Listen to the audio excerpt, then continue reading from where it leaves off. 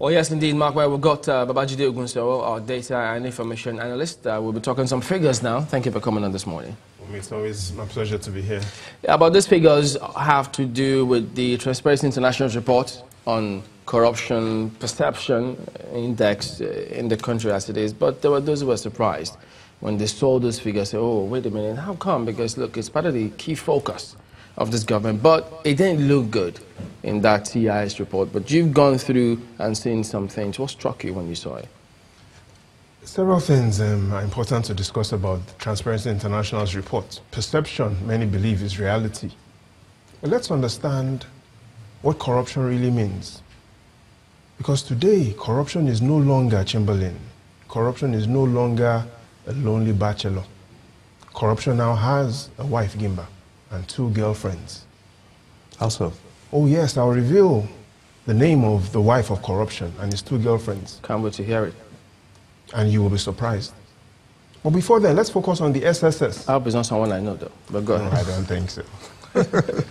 Let's focus on the SSS. And by SSS, by no means, I don't mean the State Security Service. I mean the source of corruption, the state of corruption, and the solutions to corruption. Those are the 3 things we should talk about. And, you know, speaking about the SSS, have you seen the final report of the House of Representatives Committee on Mina Gate? I'm sure you have. It's still pending. Perhaps it's in the belly of a crocodile. So a crocodile has swallowed that. And we wouldn't put our hands into the mouth of the crocodile today, but we'll focus on the SSS, the source of corruption, the state of corruption, and the solutions of corruption. Let's start with the source, the real source of corruption. It starts with even the history of this country. 1914, the corruption in the narrative of amalgamation. And that is the fact. Was there really an amalgamation, or is it a corrupt narrative? The evidence does show that it wasn't an amalgamation, it was a co-joining. Now you might want to ask, what's the difference between an amalgamation and a co-joining, Gimba? An amalgamation is done in the interest of the people.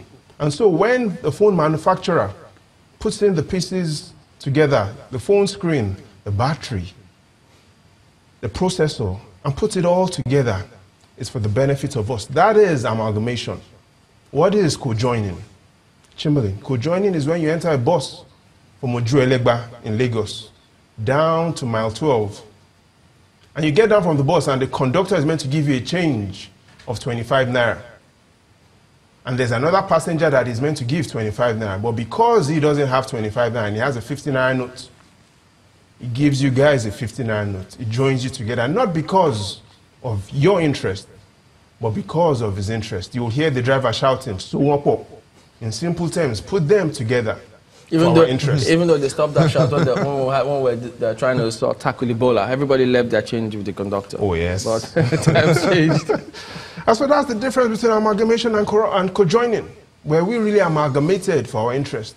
Or was it co-joined? 1914, the same year World War I started.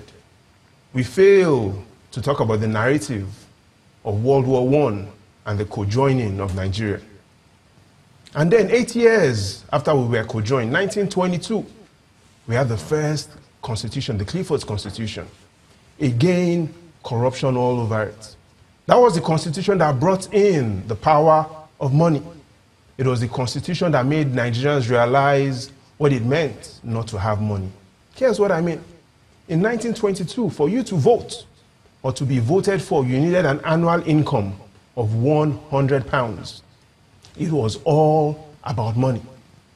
Fast forward 1966, between Kaduna Nziogu, Aguiyi Rossi, and the acting president then, Ogunsanmo. When that coup happened, what was the narrative? Corruption and tribalism. 1975, when Murtala Mohammed came in, what was the narrative? So would that be the cost of corruption, or is it the farming part?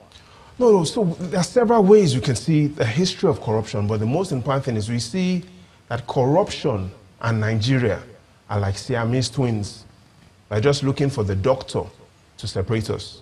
Today, the NBS says the cost of corruption is 402 billion naira. That's how much corruption costs.